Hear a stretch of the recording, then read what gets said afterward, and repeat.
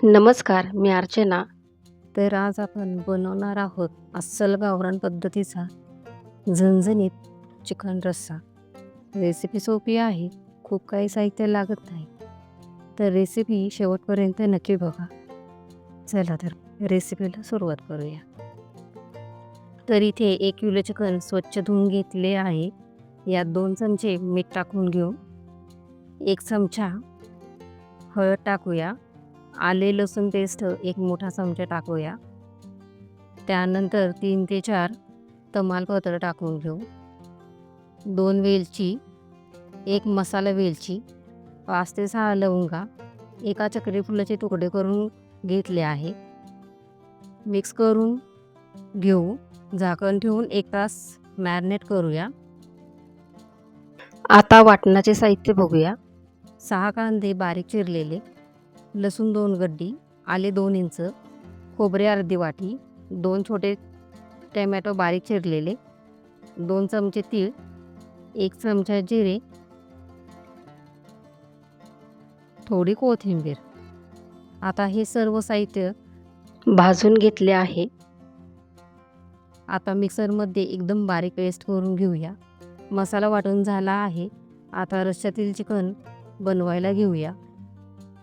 इथे पातेल्यात तेल टाकून घेऊ. त्यानंतर 1 छोटा कांदा बारीक चिरलेला टाकून घेऊ. कांदा गुलाबी रंग होईपर्यंत परतायचा आहे. त्यानंतर मॅरिनेट केलेले चिकन टाकून मोठ्या गॅसवर 5 मिनिटे परतून घेऊ. बारीक गॅसवर त्यानंतर झाकण ठेवून 5 मिनिटे वाफवून घेऊ. हे बघा, चिकन छान वाफ देऊन घेतलं आहे.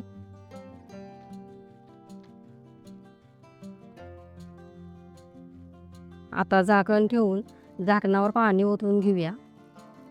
पाणी गरम झाले की यात ओतून घेऊ. पुन्हा झाकण ठेवून पाणी ओतायचं आहे.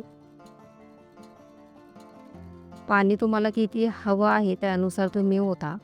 पाणी गरम झाले की पातेल्यात ओतूया. मोठ्या गॅसवर चिकन उकळून घेऊ.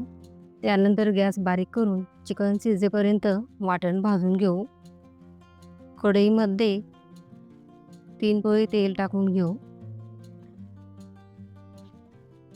7 चमचे कांदा मसाला टाकून घेऊ. तिखट तुम्ही तुमच्या आवडीप्रमाणे टाका. 1 छोटा चमचा लाल तिखट टाकून परतून घेऊया.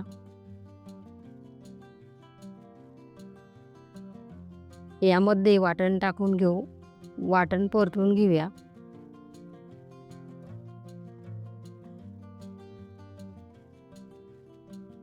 वाटण चांगले तेल सुटेपर्यंत परतून घ्यायचे. वाटण परतून झाले की अळणी रश्श्यात वाटण टाकून घेऊया. चिकन शिजायला फार वेळ लागत नाही. छान वाफवून घेतले की चिकन पटकन शिजतं. चिकन नेहमी मॅरिनेट करून ठेवावे, यामुळे चिकन रबरासारखे लागत नाही. मिक्स करून 15 मिनिटे बारीक गॅसवर शिजवून घेऊया. तर आपले रश्श्यातील चिकन खायला तयार झाले आहे. तर तुम्हाला हे गावरान पद्धतीचा चिकन रस्सा कसा वाटला?